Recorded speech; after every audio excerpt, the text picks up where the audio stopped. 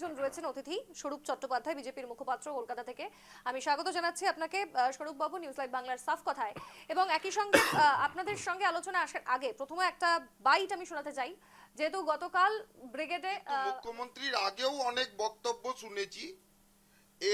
এইখানে একটা জিনিস মনে রাখা উচিত, বিজেপির কোনো নেতা মঞ্চে ছিল না, তারা সামনে অতিথি চেয়ারে বসেছিল বা নিচে বসে মাটিতে বসে গীতা পাঠ করেছেন।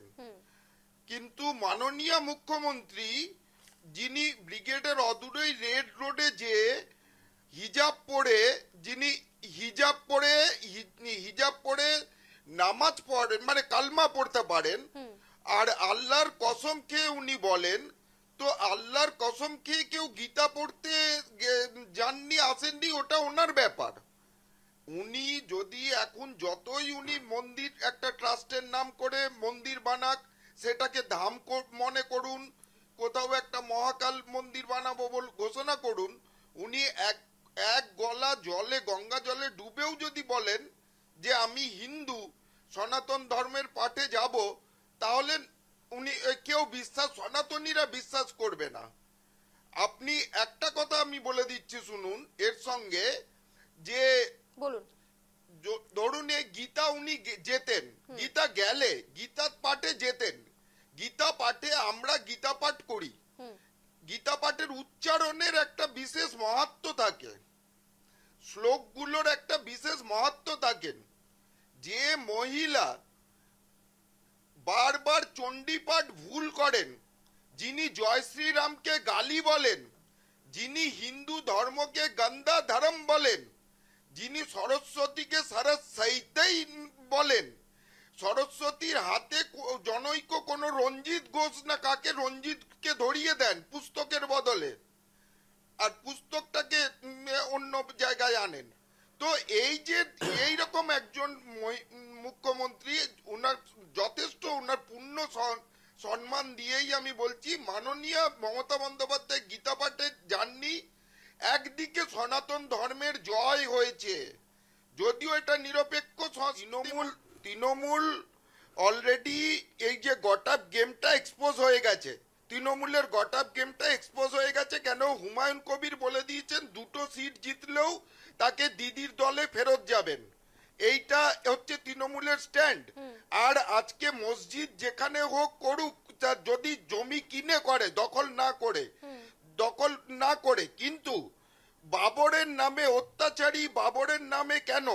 আর গীতা পাঠ নিয়ে আমি বলতে চাই যে মহিলা আল্লাহর কসম কে বলেন যে সব ধর্ম মানি, ওদিকে আল্লাহর কসম কে বলেন সব ধর্ম মানি, আমি মহিলা বলবো কেন? উনি পুরুষ নন।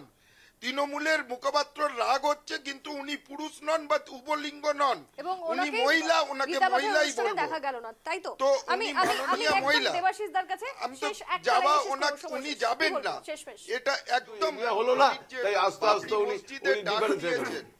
উনি এর সঙ্গে বলে দিয়েছেন যে আমি যদি 2টো সিটও জিতি, তাহলে দিদি আমাকে আবার সসম্মানে ফিরিয়ে নেবে। এইবারে যখন উনি হুমায়ুন কবির এতটা কনফিডেন্ট যে, কেননা ওনার সামনে কুণাল ঘোষের উদাহরণ আছে, কুণাল ঘোষ যে মমতা বন্দ্যোপাধ্যায়কে চোর বলেছিলেন, সব থেকে বড় চোর বলেছিলেন, সব থেকে বড় লাভবান বলেছিলেন, তাকে সসম্মানে ফিরিয়ে নিয়েছে। এবারে হয়তো আমরা দেখবো যে পার্থ চ্যাটার্জিও ফিরে আসবে, যদিও উনি চার্জশিটেড আসামি, রায় শোনানো বাকি আছে, রায় শোনানো হলে ওনাকে শাস্তি হবেই, এটুকুন বিশ্বাস আছে। সুতরাং এই যে গটাপ গেমটা বাংলার মানুষ বুঝতে পারছে, বাংলার মানুষ এই গটাপ গেমটা বুঝতে পারছে, এবং আরেকটা ব্যাপার হচ্ছে কি, বাংলার মানুষ তাদের রায়টা দেবে। বাংলায় এই যে দুর্নীতি এবং এই যে ধর্মীয় লড়াইটা বাংলায় লাগিয়েছে তৃণমূল আসার আগে কিন্তু বাংলায় এত বেশি দাঙ্গা হয়নি। উনি যখন থেকে তৃণমূল থেকে মমতা বন্দ্যোপাধ্যায় তৃণমূল্লা হয়ে গেলেন, তখন 21 সাল থেকেই দেখলাম, দাঙ্গা বাড়তে 21 শুরু সালের করেছে। পরে চাকরি নিয়োগ আজকে দুর্নীতিকাণ্ড নিয়ে যারা দেখবেন, জেলে আজকে ছিল, দেখবেন আপনি 24 সালে জেলে থাকা ডায়মন্ড অবস্থায় হারবারের যেটা ঘটনা 2024 হচ্ছে, লোকসভা ইলেকশন হলো, যে সেখানেও ঘটনা গোহারা হলো। হয়েছে, এইবার 26-এ নোদাখালীতে যে ঘটনা একদম হয়েছে, 274টা চারিদিকে সিট পেয়ে শুভেন্দু কিভাবে অধিকারী হচ্ছে, পশ্চিমবঙ্গের মুখ্যমন্ত্রী হবে।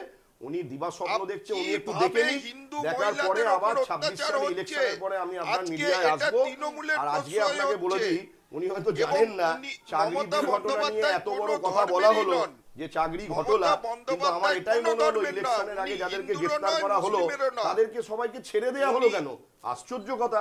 পার্থ চ্যাটার্জি থেকে উনি- শুরু করে শান্তনু ব্যানার্জি থেকে শুরু করে ছেড়ে দেওয়া কুন্তল কাউকে থেকে হয়নি, দাঁড়ান, এইরকম ছেড়ে দেওয়া হয়নি, knowledge তারা নিয়ে বাড়িতে আপনারা নেই। সেটা debate-এ আসেন। না, এরা আপনারা নরেন্দ্র মোদী পড়াশোনা না প্রধানমন্ত্রীর করে দপ্তরে debate-এ বসে আসেন আছে, কি এরা করে? নিজেদের বাড়িতে নেই, আপনার আপনারা তো দপ্তরে গিয়ে বসে ছেড়ে আছে। কাউকে চুপ দেওয়া করুন। হয়নি। দেখলাম যেখানে চার্জশিট দেওয়া হয়েছে, আমার জামিনে হিসাবে মুক্ত জামিন মানে দেওয়া ছিল, ছেড়ে দেওয়া দরকারই ছিল নয়। না। জামিন পাওয়া তারপরে আলাদা জিনিস। তারপরে ছেড়ে দেওয়া নয়। যিনি আলাদা জিনিস। যিনি এই পাওয়া প্রক্রিয়াটাকে আলাদা চালিয়ে জিনিস। জামিন পাওয়া আপনারা আগে যিনি পড়াশোনা এই করে দেখছেন, তৃণমূলে যে একটুখানি তৃণমূল আসবে, আমার যিনি মনে এই হয় পড়াশোনা যিনি এই করিয়ে প্রক্রিয়াটাকে বিনোদন হারালে ভালো হয়। যিনি এই প্রক্রিয়াটাকে চালিয়েছিলেন, সব লোকই যাবে ওখানে। খালি একে, দিয়েছে সব লোকই যাবে। তৃণমূল। ইসলামিক হসপিটালটা কি জিনিস, এটা কোথায় তৈরি? তৃণমূল আজকে বাংলার এটা একটা কোথায় তৈরি? তিনটে প্রজন্ম ধ্বংসকারী, বাংলার প্রজন্ম ধ্বংসকারী। আজকে ইসলামিক আইটি হসপিটাল মানে পার্কের কি? জন্য জমিতে বলছেন মন্দির হবে, আমরা সেটা মেডিকেল সমর্থন কলেজ করছি হবে। না। আইটি পার্কের জমিতে যদি মন্দির বা মণ্ডপ হয় সেটাকে আমরা সমর্থন করি না। আইটি পার্ক কেন হচ্ছে না? আজকে কেন? যদি মুর্শিদাবাদের অনেক মসজিদের অন্ধ্রপ্রদেশে সামনে- আইটি পার্ক হতে পারে, অনেক মসজিদের পশ্চিমবঙ্গে সামনে কেন হবে না? প্যান্ডেলে আইটি দুর্গাপূজা পার্কে হচ্ছে, আজকে কই আমাদের তো কিছু হচ্ছে না, আমরা তো কিছু করলো। বলছি না। আজকে আর গুগলের হুমায়ুন আইটি কবির পার্ক একটা অন্ধ্রপ্রদেশে চলে গেল, বাবরি মসজিদ করার সেখানে জন্য এত এত পশ্চিমবাংলায় হয়েছে কেন? লোকের বেকার হবে। আমি প্রথমেই বলছিলাম বাংলা যে কি খালি লেবার মসজিদ বা থেকে শুরু মসজিদের করে কোনো ইঞ্জিনিয়ার ব্যাপারেই সাপ্লাই কোনো করার প্রবলেম লোক নেই। আরে যেটা হতে